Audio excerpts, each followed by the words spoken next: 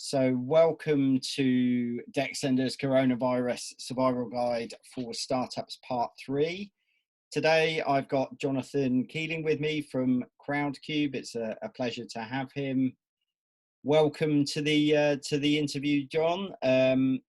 This isn't the BBC, so we'll maybe keep the swearing to a minimum, but feel free to chat away. Why don't you introduce yourself for the Decksender community? Cool, thanks, Ben. My name's Jonathan. I head up the partnerships team at Crowdcube. Partnerships for Crowdcube is broadly everyone within the traditional intermediary market when it comes to sort of equity crowdfunding. So we work with corporate finance firms, accountants, lawyers, brokers, consultants, a pile of the traditional funders, so like EIS funds, early stage VCs, institutional funders, corporate venture arms, that sort of thing. And we effectively, as crowdfunding coexists within that market, we bring that whole piece together. So I know that's really top line, but effectively Crowdcube partners with funders, intermediaries, marketing agencies, and we try and bring everyone together effectively to deliver a crowdfund on Crowdcube. So I head up that piece. We're a team of 4 and sit in part of the commercial team basically. Cool. I'm guessing a lot of our audience probably know who you are, or certainly have heard of you guys, because you've certainly got a pretty major footprint in the UK. Certainly, maybe you'll tell us more about how that works out internationally. So how have things impacted you as a team then with it? I'm trying not to mention the C word too much in these interviews now, but I'm obviously asking everybody how things have changed for you guys specifically. Yeah, look, Crowdcube as a platform. I didn't properly introduce Crowdcube. I guess just assumed everyone knew what we were doing. But as a crowdfunding platform, we work with equity-based clients, mainly UK, but UK European, supporting to raise money from 50k up to 5 million. And we aggregate investors across the entire world, but mainly UK investors into UK companies to complete full crowdfunding or equity rounds. The impact to date has been an interesting one, I guess. We've certainly seen uncertainty on the investor side, but it hasn't been as big an impact as we've seen in the institutional market. So retail investors, we accept investment from £10, have been, I guess, more keen to support brands and businesses that they love. The unique thing about crowdfunding is that investors will invest into companies not only with their head, but also with their heart, and they're looking to fund projects either with a social angle to it, or quite simply into a company that has a product or service that is changing an industry for the better. So crowdfunding is quite unique in that sense. We have seen a drop off in larger tickets on the platform. So high net worths investing, more than 25,000 have kind of slowed down on the platform, but we've still had a large amount of volume. So in March alone, we did over 6,500 individual transactions and raised over 5.5 million. We're still raising successfully between sort of 3 and 5 companies a week on platform. So probably a 30% thereabouts drop off in comparison to what we were doing quarter on quarter last year.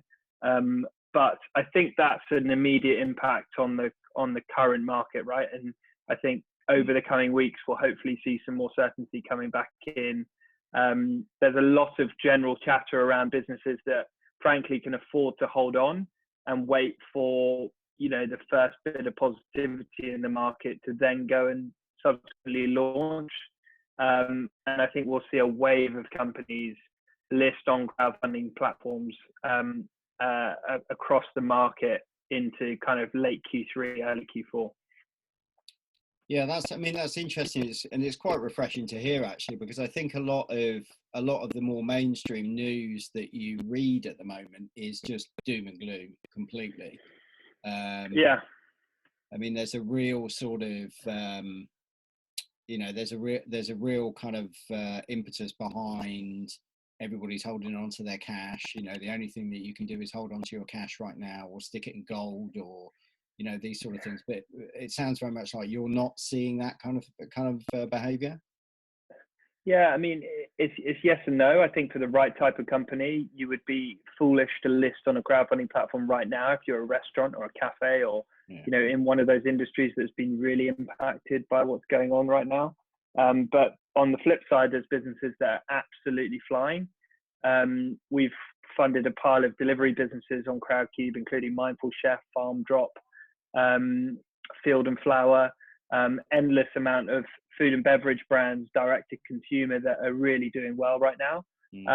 So yes and no. I think it's frustrating to see in the media that a number of the kind of institutional funds are continuing to say that it's business as usual, when frankly that we know that it's not, and we're hearing from the market of entrepreneurs that are being let down at final term stage with funds and institutions. So I think that's frustrating. Crowdfunding as a platform is open for business. It's just whether your business is fundable right now, and I think that's what needs to be thought about from an entrepreneur perspective.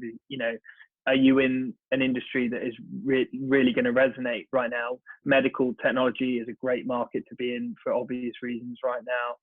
And as I said, those industries that are really riding off the boom in other markets, I think are interesting spaces, and I think consumers and retail investors certainly see that and want to get involved.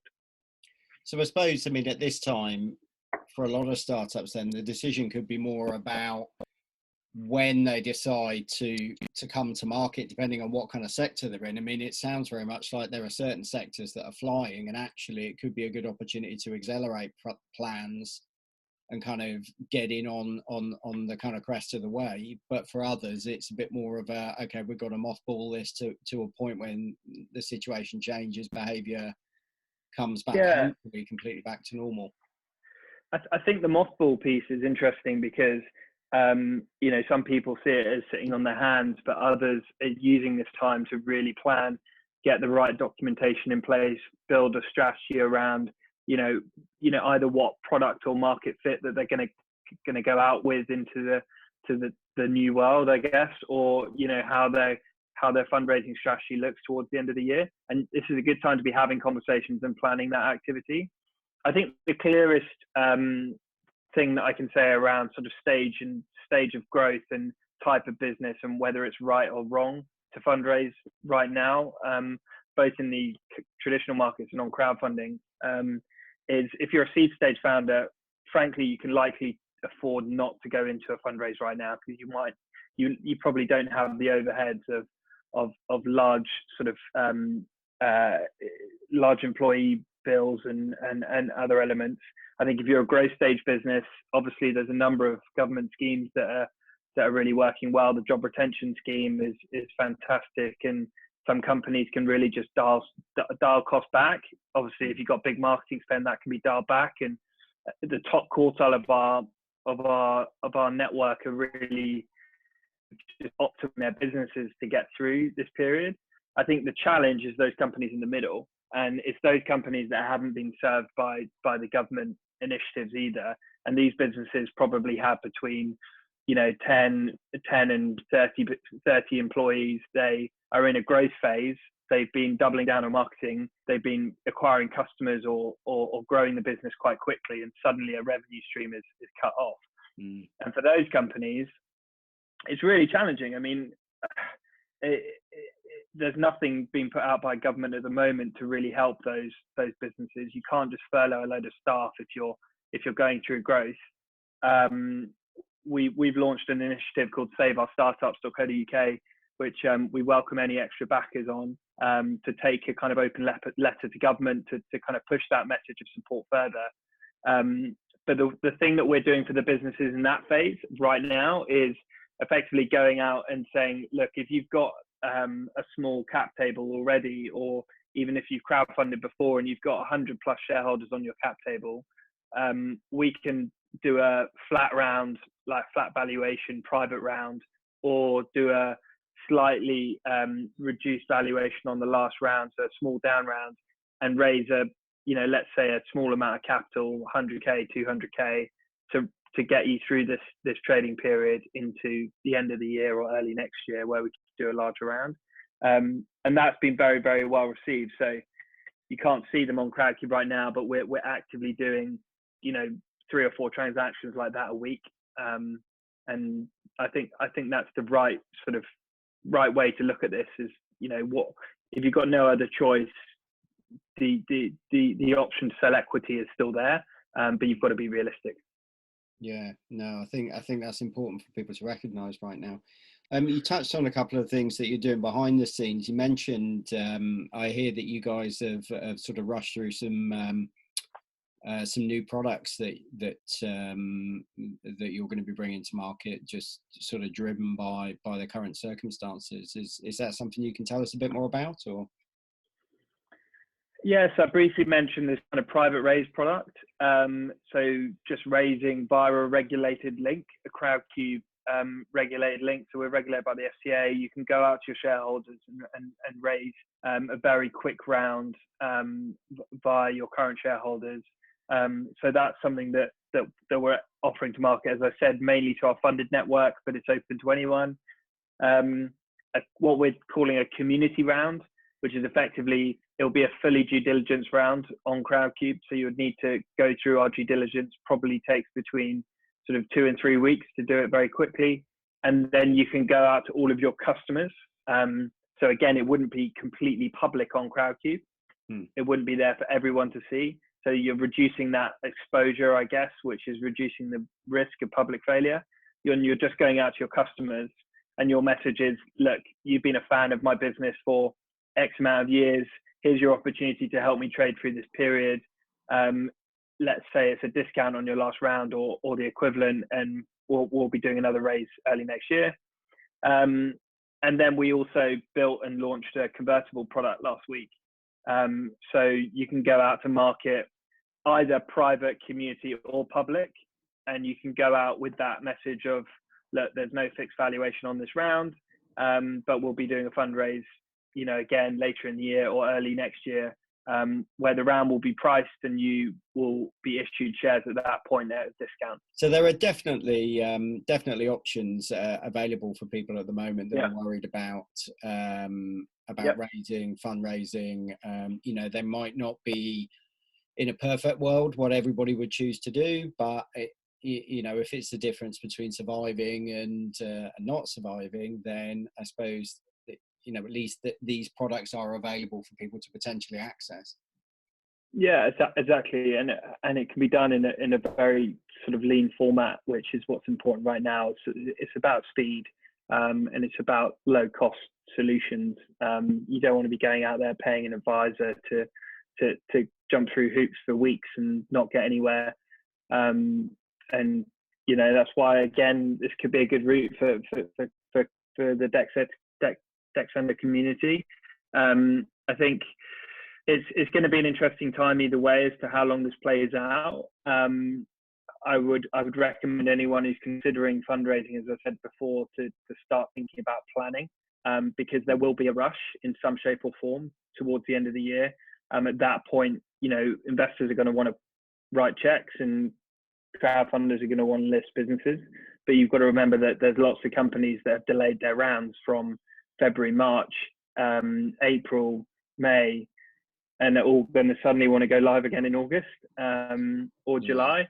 So if you're coming in fresh and saying, I want to go live in 2 weeks, then you're probably going to be a fair way down that priority list. Yeah, I mean, that was something that I was keen to ask you about, actually. I mean, clearly at some point we are going to come out the back of this and people are going to be allowed out of their homes again. And that's obviously going to present a whole bunch of new challenges for everybody, increased competition. I mean, what are you guys kind of looking ahead to 3 to 6 months? What do you see the landscape being? Is it just going to be a big rush before the end of the year, or? I think that's broadly what we're forecasting. I think, we're in the same boat as everyone else, in the same vein. We're a tech business backed by venture capitalists, backed by paths of investors with 4,500 shareholders. We're optimizing our business in the same way anyone at our stage would be. And we're forecasting a downturn in revenues to where we were planning to be pretty much for the end of the year. I think in reality, we'll see Q4 kind of really picking up to normal levels again, based on what we know so far. But, it's anyone's guess right now. What I'm saying to people is that it will be good if you're planning to raise money in 2020 to begin an engagement with whoever you're talking to right now, because people have time, right? People, have half an hour hangout slots or Zoom slots in their diary back to back and are willing to pause. I think actually it's an interesting point, speaking to a VC earlier today, and they've never been more accessible, I think, and they're actually welcoming calls, and it's a time to connect with people over LinkedIn, explore new conversations, maybe open the conversation to a crowd platform if it's something you haven't considered before but want to learn more about it. People want to have conversations, right? And it's a good time to learn. So I think make sure you're using this time in the best way possible, I would say. And if you want to start going down a route, then it's a good time to get into the conversation in quite a deep level as well. Yeah, I mean, absolutely. I think, you've got a captive audience, haven't you? People are sat in bedrooms and living rooms in front of computers and, very much as we are today. I guess that was the last thing that I really wanted to touch on with you, actually, was that it seems like you guys have really moved on from kind of panic mode, if you even went into panic mode at any stage. But I know that, there are a lot of people that are still out there that are still just stuck and just don't know what to do. And how did things play out at Crowdcube when this really sort of hit the fan? What was the thought process that you all went through, and you've obviously come out the other side of that pretty rapidly with a clear path of what you're going to do to tackle things? Yeah, it's a good question. I think everyone went through the same feeling and same emotions and same thought process in some shape or form. It's just on a different scale, I guess, whether you're one person, 10 people, 100 or thousands. And that's the challenge. As a business, we're well set up for remote working, looking at the issues faced of having individuals working at home on their own, the cohesion between teams, learning about, remote working more broadly and how it operates.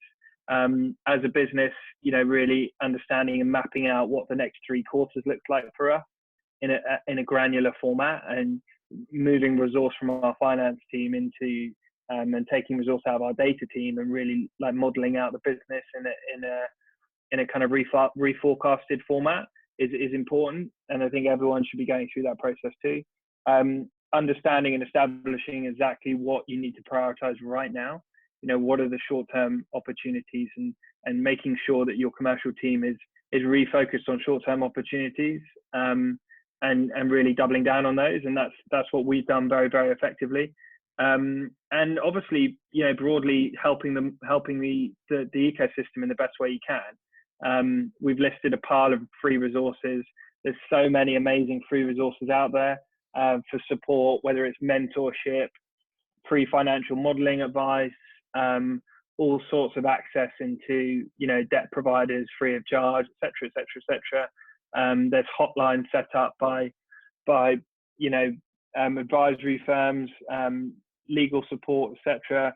So really dig on that, and people are willing to give back, and it's a time for us all to support each other. And I think luckily the market's really sort of taken that on board, and beginning to have a cohesive kind of voice about what needs to happen, what needs to change, and we should cruise out of it, hopefully.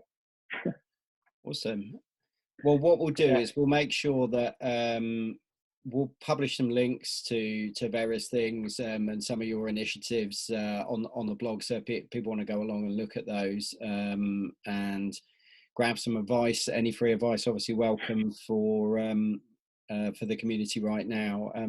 Okay, Jonathan, it's been an absolute pleasure talking to you anyway, and thank you for taking some time out of your day to chat with us.